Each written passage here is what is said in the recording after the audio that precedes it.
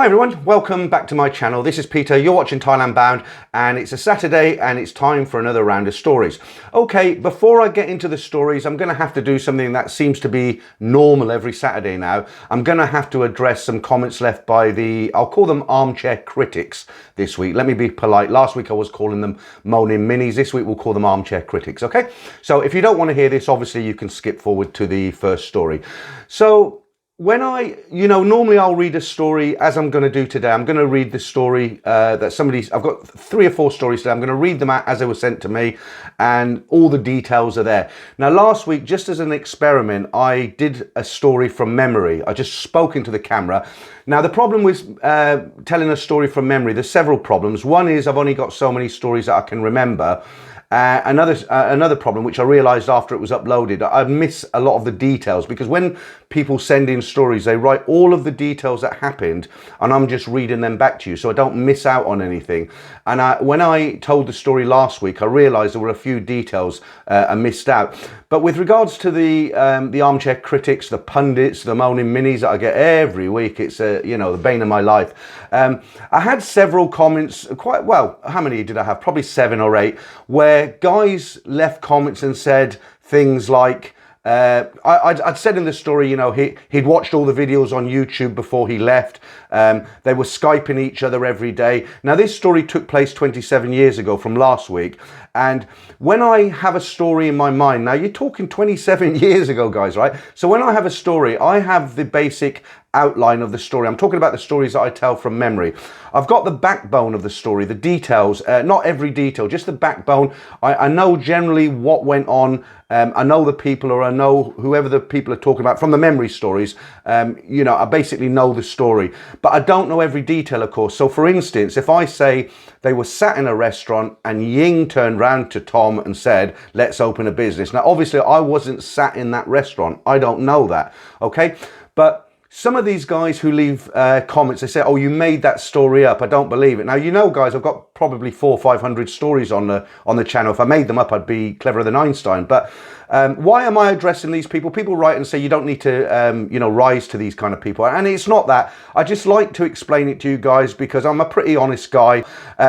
But why are the mistakes in the story? So as I say, I've got the backbone of the story. Now, if I just came on and said, right, here's this week's story, I can only give you the backbone, and I read it, I told it like A to Z with no detail, it would be a pretty boring story. So although I'm not making things up, I have to join the dots, okay? So if I've got the basic story, I know how it started, I know the girl he met, I knew where they met, where the business helped him, what she did to him, the brother, the father, whatever it is, I've got all that in my mind, but I'm missing details. Now, the guy who wrote in and said, YouTube wasn't around 27 years ago, so you've made this story up. Okay, I said in the story, I actually said he checked all the videos on YouTube. Now, he might have bought a load of Lonely Planet books and checked that way. Or he might have asked his friends who have been to Thailand already. I don't know. But to make the story interesting, I have to fill in the gaps. So I said he'd watched all the videos on YouTube, okay? Then the other guy, he said, they were Skyping each other every day. Skype wasn't around 27 years ago. Okay, fair enough. But again, they were communicating. I wasn't sitting with Ying. I wasn't sitting with Tom. I don't know how they were communicating. But what I do know is that they were communicating. And that's the important detail for the story, okay? So when I will do some of these stories from time to time, just reading them from memory. But if there are little details that don't quite match up, try to take it for what it is, guys. It's an entertaining story. They're true stories, they're entertaining, and perhaps you can learn something from them. But to the moaning minis out there, I mean, I've got 2 words to say to you guys. Go away. Why are you even here? I mean, honest to God, it's, unless somebody's sitting next to you with a gun against your head, just go watch somebody else. It really doesn't bother me, okay? Right, okay, for everybody else out there who takes the stories for what they are, who enjoy these stories, I know I've got guys who have been listening to these stories for over 2 years, and thank you for subscribing. I do sincerely appreciate your support on the channel. Before I get into the stories, last thing, when I end, I normally go into the music. I've got a little bit of trivia before I play the music. Sometimes people ask me questions, all right? So waffling on quite a bit today. Let's get straight into these stories. สวัสดีค่ะ I arrived in Thailand on the 27th of February with the intention of leaving some fun first, but on the lookout for a possible partner. but not a bar girl, freelancer, or anyone else in the entertainment business. After spending most of my time in Patong in Phuket and several of the islands, my trip lasted for 31 days until I flew out on the 28th of April and then back to Australia. While out and about one evening, I walked into a bar thinking, here we go again, same old, same old. However, when I arrived, I got acquainted with this young girl who I thought was pretty attractive. Her English was okay. I was not looking for someone too young. She was 26. I believe under 30 is a no-no for maturity reasons, and I did not want a huge age difference as I am 59. As we continued to chat, I began to be more attracted to her because she had only been a bar girl for a couple of days prior to meeting her, or so she says. She told me she saw the job advertised on Facebook and her job description was to chat and make her money by drinks only because she did not want to go out with customers. I continued to go back to this bar every night, and the more I looked at this girl, the more I realised she was absolutely gorgeous, not only outside but more importantly inside, and as a bonus she had no children back home, which made things less complicated for obvious reasons. She told me that many different customers wanted to bar fine her and take her out of her bar, but she absolutely hated this idea. It was very difficult refusing persistent guys. I took it upon myself to tie up her time by going to her bar every day late in the afternoon for a couple of beers, and then I came back again early evening so she didn't have to go off with customers. I also told her that if pressure is put on her to go out with customers by the bar owner, I would pay her bar fine each night so that she could sit with me. As we got to know one another, I discovered what appeared to be a very innocent girl who had had a relationship with an American man for a couple of years who she had met at a wedding in Pattaya. It all seemed pretty legitimate, but she had only been with this man who was aged 26. Her relationship with the American guy ended after 2 years because he lost his job and told her that he could no longer support her. Apparently it all ended okay and there were no hard feelings, but obviously she had to make money after this relationship ended. After a while she told me that she hated working in the bar and wanted to find some way to get out.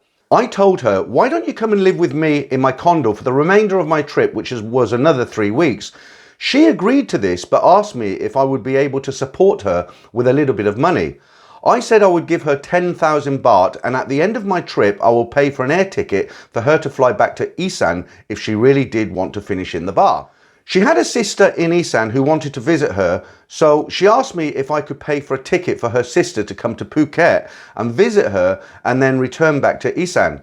I agreed, and while her sister stayed with us, I paid for all food and entertainment for the three of us. When she first moved into my condo and before her sister visited, she actually got quite sick with a throat infection.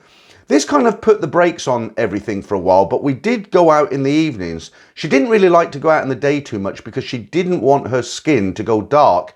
As you know, Thai people don't like to get tanned from the sun. While she was in my condo, it was actually quite frustrating because she made it clear to me that she didn't want me touching her at all, which I wasn't too happy about.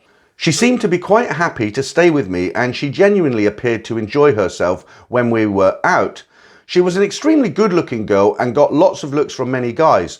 I kind of felt proud to have her on my arm. She could have had any man she wanted to. As time went on, I started to get a little bit paranoid. I felt she would rather be with a much younger man, although she never said anything or indicated anything to make me think this. I guess I was just beginning to feel my own insecurities. While she stayed with me, there were times that I felt she was very disrespectful and ungrateful for what I had given her. One day in the condo we had an argument as I was starting to get jealous, which ended in her starting to pack her bags, telling me she was leaving. I ended up apologising to her and it eventually blew over. About a week later we were drinking at a bar and she was being totally disrespectful to me again, which I wasn't happy about. I turned round to her and said, I know why you are talking to me like this. It's because you don't like being with me really, and you would much rather be with a younger man, right? I told her I'm done with this relationship, but we could still remain friends. She didn't flinch, nothing appeared to bother her. I honestly realised at this point she couldn't care less whether she was with me or not. We got back to the condo and she packed her bags. This time she did leave. I was very upset because deep down I had fallen in love with this girl and I didn't really want her to go. And had I kept my mouth closed, this argument wouldn't have taken place. I instantly regretted what had happened and I started texting her while she was en route to her friend's room. I had booked a trip to one of the islands that we were going on together the following day and before the bus stop. She said in one of her text messages that if I still wanted her to come to the island with me, she would, as I had already paid for the trip in advance. But me being stubborn said no, I didn't want her to come with me. I suppose I was trying to make a point. Okay, so by now you will have probably guessed what comes next. I text her at 5:30 a.m. the following morning and asked her if she still wanted to come and join me on the trip to the island. She received the message at 6:55 a.m. replying yes. I'll come with you. I told her you've got 30 minutes to get here. When she arrived at my condo, her attitude was terrible. It really put me in a bad mood. I could see that she had absolutely no feelings for me and the look on her face actually made me think that she hates me. I told her, look, here's the tickets, you go by yourself. I don't want to come with you. She then left. Later in the day, she sent me a message saying, you should be with me. You shouldn't have sent me on this trip by myself. I replied and said yes. I really wanted us to go together, but your attitude was very bad this morning and put me in a bad mood. Later in the day, I sent her several text messages trying to win her over again. I reminded her of what I had done for her and that I was a decent, genuine Australian guy who had feelings for her. When she had left my condo, I didn't deposit the 10,000 baht into her account or give her the cash like I said I would, but instead deposited 240,000 baht into her account. Just to put things into perspective, we booked the island trip on the Wednesday the 20th, I deposited the funds on Thursday the 21st, and the island trip was on Friday the 22nd, and our argument was on the Thursday night. So she starts complaining that the funds haven't cleared and she flies back to Isan on Monday with no money.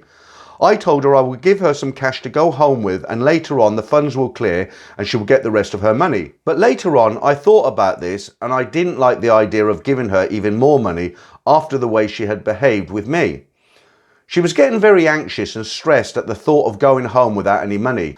So I have buckled again after reassuring her she can go home and funds will probably clear tomorrow, Monday the 25th or Tuesday the 26th. I did end up giving her more money and as unbelievable as this may sound, the total amount she received from me with everything, bar fines, drinks for her friends, her sister's airfare, entertainment, everything amounted to 620,000 baht. I can almost hear the groans from your viewers while I'm writing this. The situation kind of calmed down and we did make up eventually. She said she would wait for me to come back in 4 months' time. I honestly don't know what to make of this girl. Deep down, I really do like her, but I'm just wondering if she is honest or if she is lying. I didn't catch her out lying while with her, but all that money just makes me suspicious. What do you think? I would like to try and have some kind of relationship with the girl in the future, but my main concerns are the age difference between us and the constant fallouts.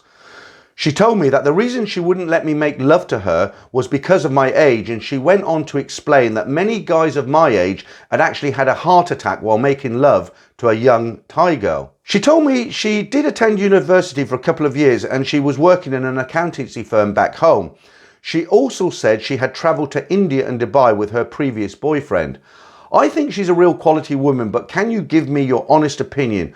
What do you think after reading this story? Look, I know the guy who sent in this story is going to be watching this, and I'm going to apologise before I give you my opinion because I'm going to be brutal, totally, honestly brutal. She just played you like a fiddle. This is my personal opinion. I might be totally wrong. So the reason I think why she didn't want you to make love to her, I think there was a boyfriend or a husband in the background.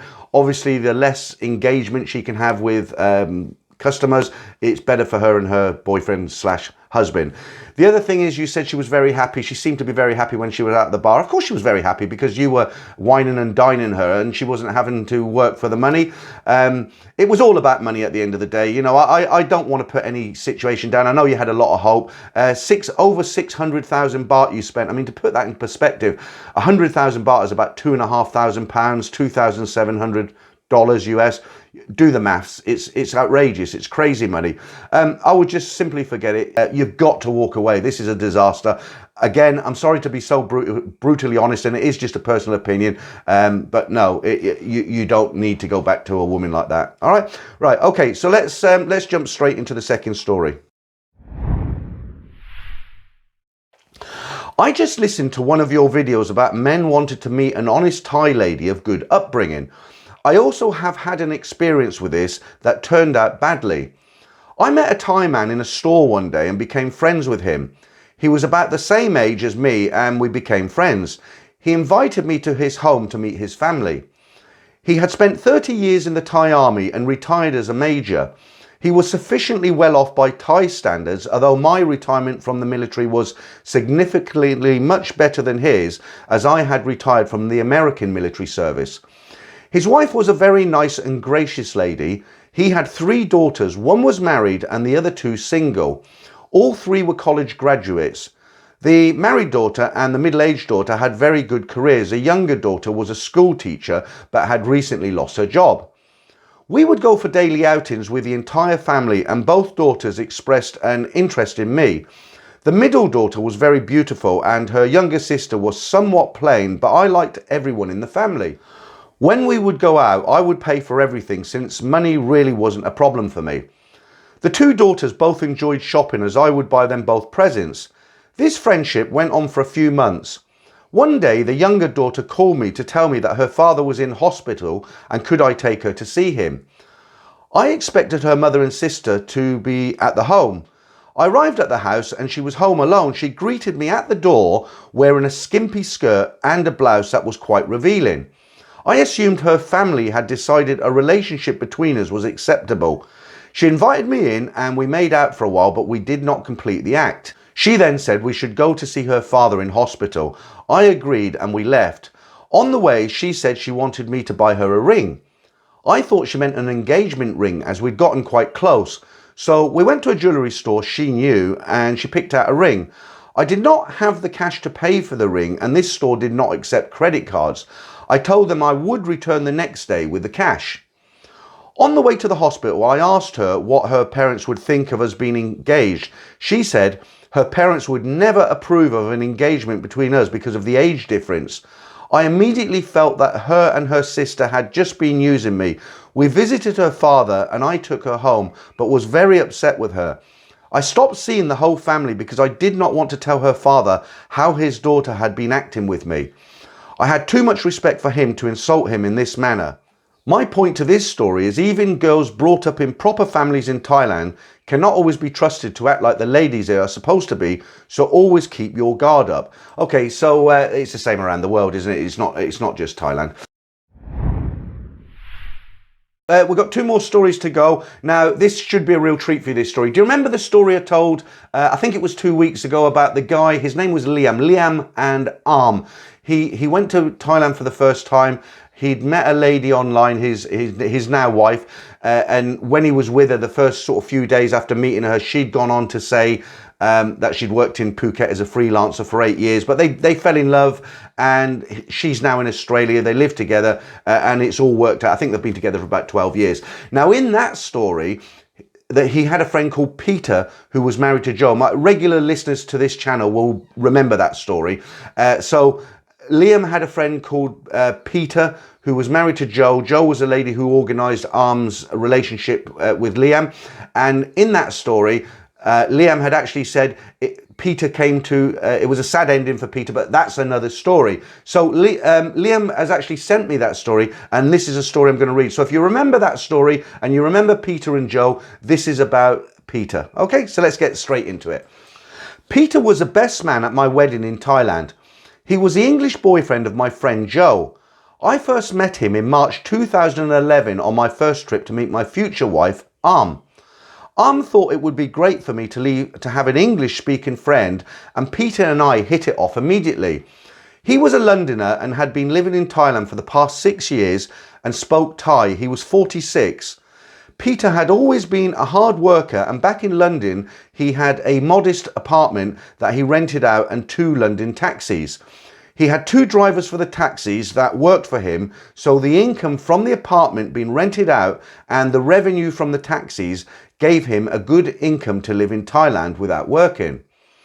I don't know all the details about how he operated this, but the drivers were apparently friends of his from years in the taxi trade. So life was good.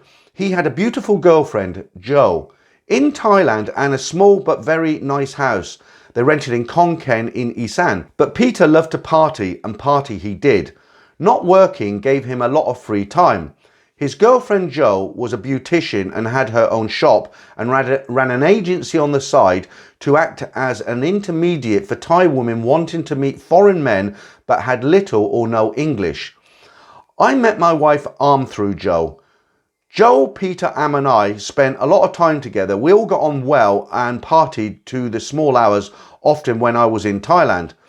Now fast forward to October 2012. This was the time of my Thai wedding to Am. I was in Thailand with my 72-year-old mother and 73-year-old Scottish stepfather. As was usual, I bought a suitcase full of products for Peter: Marmite, Heinz beans, PG Tips tea, Bassett's jelly babies, etc. All easily found in Australia. We're all staying at the Ratchawadi resort in Khon Kaen. Peter and Jo come to visit on our arrival. Peter seemed somewhat subdued, which was not normal for a happy-go-lucky Londoner like him. While my parents had a nap to recover from the flight, Peter and I went to the bar for a few beers. Arm was out getting her hair done with Jo. Peter explained that he was in trouble with the taxis and one of the drivers had been skimming the profits, so he had sold both of the vehicles as it was too much trouble and he could no longer trust the drivers. Also, he needed the money as he was spending a lot in Thailand. Later that afternoon, I went with him and Charlie is my 73-year-old stepdad, into Khon Kaen to visit a small bar area. It seemed like all the girls knew Peter. If we sat somewhere, he would get immediate attention and so many girls knew him by name. It was obvious to me where the money was going. He said he could never bring his girlfriend Jo here because he was too well known. We had a great time all the same, bought a few ladies' drinks and played some pool. Peter wanted to keep going, so did Charlie, who was on the whiskey by now and dumbstruck by all the girls and the attention he was getting. His age was 73, remember. I said no, we had to go as we promised to take the girls and my mother out for dinner at the Pullman Hotel, most expensive hotel in Khon Kaen at the time.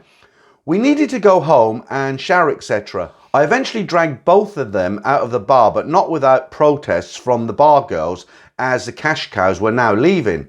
Charlie fell over a table and hit his head on the ground. A couple of expats helped get him up. He was okay, just shaking and a small cut to his head. But oh my God, all I could think about was what would my mother say?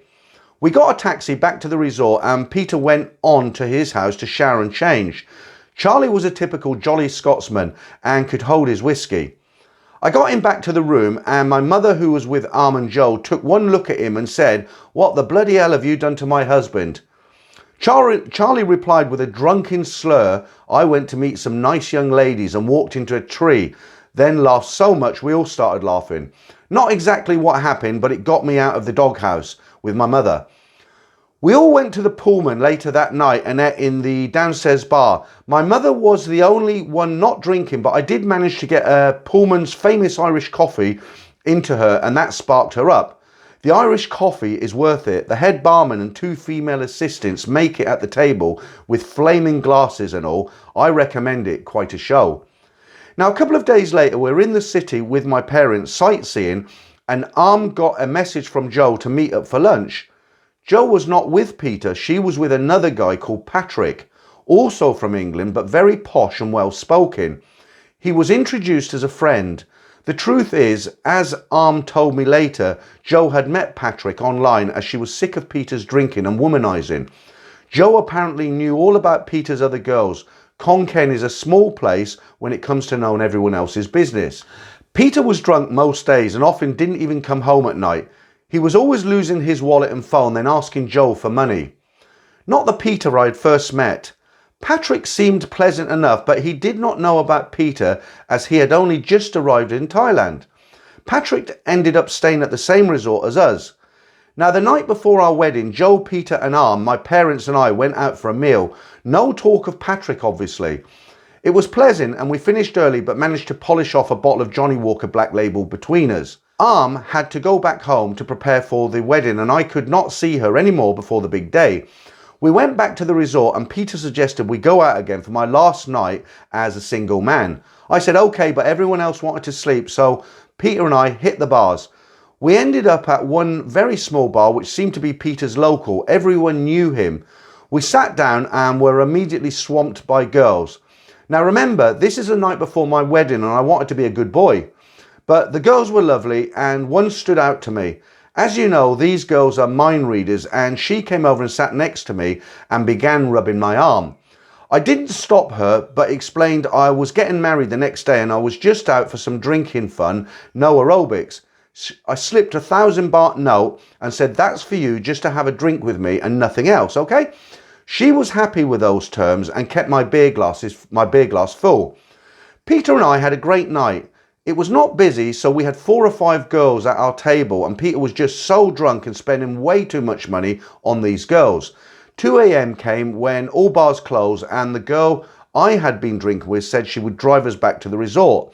That was amazing as our resort is outside the main centre by about 20 minutes. Peter and I piled into the car with 4 girls and we were driven back to the resort. When we got out, the girl I had been drinking with kissed me full on the lips with tongue and wished me luck for the wedding. I was surprised at this and also she kissed quite hard, if you know what I mean. I slipped her another 1,000 baht note and said goodbye. I told Peter to stay with me as Arm was at her house and I needed to make sure he was at the wedding. The next morning, hungover, we had a couple of beers for breakfast, showered and got ready. Peter said, "You liked that girl last night, didn't you?" I said, "Yeah, she was very cute, but I'm getting married and no more of that." He then said, "She was a ladyboy and you didn't even know it, did you?" I said, "Wow, what a way to end my single life, having drinks with a ladyboy and being kissed." I thought that was very cool. I told Arm later about it when she asked what we did. Arm had no issue as long as it wasn't a girl kissing me. Strange logic, but there you go. Unfortunately, in the few years after this, Peter went downhill quickly. I saw him one last time on my next holiday, but he didn't look well. He found out about Patrick shortly after we left Thailand after our wedding. He wound up sleeping in temples because he had nowhere else to go. Joe was finished with him. His visa had run out some time ago and he had become an overstayer. I couldn't call him. He lost his phone too many times. I would get the occasional email. His parents were trying to sell his flat to send him money. Last I heard, he ended up in Bangkok because some friend of his had promised him a job there. As a visa overstayer, he was treading a very fine line. I tried to keep in touch via email, but the email stopped from him. I hope just because he couldn't be bothered and not because he did something stupid like join the Bangkok Flyers Club. I just hope he eventually got caught and sent back to England. As for Patrick, he didn't last long. Patrick, although British, was a piano teacher in the south of France. He gave rich kids private piano lessons. Unfortunately, that's not all he gave them. One girl's parents laid sexual assault charges against him. When he was in Thailand, he was actually on the run from Interpol because of a string of sexual assault claims against him. I don't know the nature of the assaults and didn't ask, but he told me all this as we kept in touch via email very occasionally. He ended up in the Philippines with a 23-year-old girl. He was 68 at the time. His girlfriend got access to my email and started asking me for money to take care of him as she thought I was a good friend. Truth is, I just had a morbid interest, I guess, in how it would end for him. He was only ever a brief acquaintance. It did not end well and was pretty sad, actually, but part of me thinks he deserved it. I got on Skype once with his girlfriend. I thought I would be speaking to him, but her face appeared. Patrick, about 50 kilos lighter, was on a bed in the background. She was begging for money. I refused to help her. She started yelling at him in the background, saying things like, "I will be glad when you're dead because I can't afford the oxygen and I'm sick of cleaning up after you." He was on oxygen and could not breathe without it and constantly messed himself. I just said, if Patrick can't come to the computer, I'm not talking to you anymore. He died a few days later because I got an email from her asking for money for the funeral, and she even sent a picture of his body in an exposed coffin with all her family standing in the background. That was cruel. I never got that image out of my head for a long time. So that's my story. That's what happened within the original story I sent you. Hope you can use it. It's a crash and burn story of a different kind. Cheers. So there you go. Sad demise of yet another guy. Okay, so we're going to go straight into the final story now. Now, I'll just warn you, because there's one or two guys out there who don't like the stories from the females, okay? I do, and if you're a female and you like listening to these stories and you've got a story, I encourage you to send it in, because there's a lot of people out there who do like the stories. Don't listen to the few, okay? Right, just to be very, very clear, because as this story goes on, it's not too long, but she starts off by saying she's a lady, a female. But as I was reading it, I thought, did I read that wrong? Is it a guy, the way the story's going? But she's definitely a female. Okay. Hi, Peter. I find all of your readers' stories quite entertaining. I've been hesitant to share my story as it's a completely different point of view than most of your viewers prefer. But since you've recently asked for submissions from women, I figured maybe some of your readers might find this interesting. The first time I visited Thailand was in the mid-1980s. It was not that eventful, as I had a Thai friend that set me up with this girl and took me to Patpong and fishing, so he kept me out of trouble or getting scammed. The next time I had the pleasure of returning was not until 2016.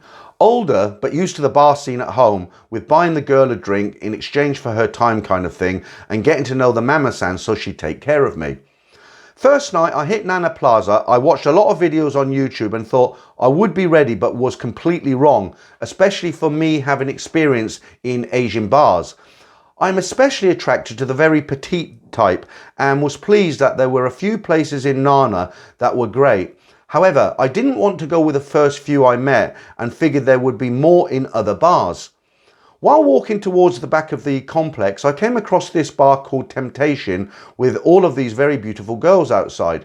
When I walked in, which was still kind of early, I noticed probably only 2 other customers in the place sitting with their girl in the back.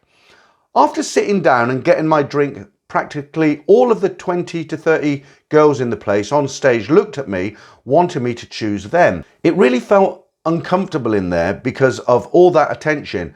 But in the midst of all these taller girls, there was this very cute one. She couldn't have been more than 160, 162 centimeters. I immediately waved her over and offered to buy her a drink, and she took me to a more secluded part of the bar. I was shocked that when we moved to the more private area, she inserted her hand inside the leg of my shorts. I figured she was doing that to get me excited to bar fine her. What happened after that was an even bigger shocker. She took my hand and placed it on her lap, only to realise I had inadvertently walked into a ladyboy bar and was having a mutual session with this absolutely gorgeous petite person. Perhaps I didn't want to believe it because she looked so real that I threw caution into the wind and bar fined her, and out the door we went. Let's just say I didn't last very long and she was back to work quickly afterwards. I made a quick exit, worried about how many people saw me with her, and went back to my hotel with so many mixed feelings of shame, regret, but weirdly excited. I left Bangkok early and went down to spend some time in Pattaya, where I figured I'd hook up with a nice Thai female there. Before I left though, I was doing some research on these forum sites using a VPN, that's a virtual private network, and found a list of ladyboy places in Pattaya just for curiosity's sake. As I couldn't take my mind off that first experience, I sheepishly found myself going to the place called Boom Boom, which has since closed. This place was wild beyond words. Let's just say the girls were not afraid to have their goods on display. At least 3 of them were parading them out as they sat with you, and I could see some of the regular customers tucking into the buffet, so to speak. I ran out of there but found it so exciting that I ended visiting another ladyboy bar I also now closed on Soy Boomerang. While sitting there having a beer, 2 little petite numbers come out and asked me to buy them drinks. I don't know how they knew they were my type, but after 3 drinks each, I got the courage to bar fine one.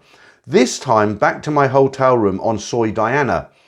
All I can say is I had one of the most wonderful romantic times I've ever had.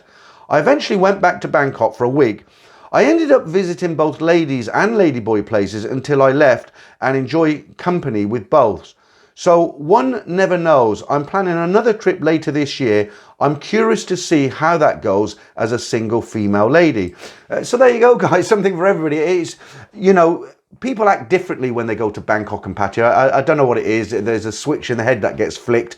And I know several guys who, when they're in Pattaya, they actually have relationships with ladyboys. And I say to them, I say, well, you're not homosexual. And they said, no. And when I'm back home, I would never dream of it. It's just something I do when I'm in Thailand, you know. So, you know, as long as they're not hurting anybody, what can you say? All right, guys, once again, that's it for this week. As always, if you like the video, please subscribe. You can join as a member. And if you appreciate what I do here, there is a link in the description below. Maybe you can buy me a coffee or a beer. I'd really appreciate that. But as always, that's it. And I'll see you soon. Thanks for watching. Okay, so at this point, you would normally expect to hear my end music. If you've been a subscriber to my channel for quite a while, you'll know every story ends with a little bit of Thai music, which I find quite nice myself. So, as you might know, I'm now taking online Thai lessons. I've got a Thai teacher based in Thailand, and I've always wondered, I can speak quite a bit of Thai, but I won't, you know, I won't give you any stories about I can speak it fluently, because I can't. But I've always wondered about what the girl's singing about. You know, it only lasts for maybe half a minute or something like that. But I've always wondered, what does she sing about? And I asked my Thai teacher, I actually played it back to her. She's only a young girl, about 25, but she was laughing and she said, this is a very, very old song. My parents would listen to it. But what the girl's actually in this song that I'll play after this, what she's singing about, she's basically saying she's been with her live-in boyfriend for a number of years and she wants to get married and she can't understand why he won't marry her. And that's basically what the song's about. Just a little bit of interesting trivia. I thought I do get guys from time to time say, do you know what she's singing about? So let me play the song.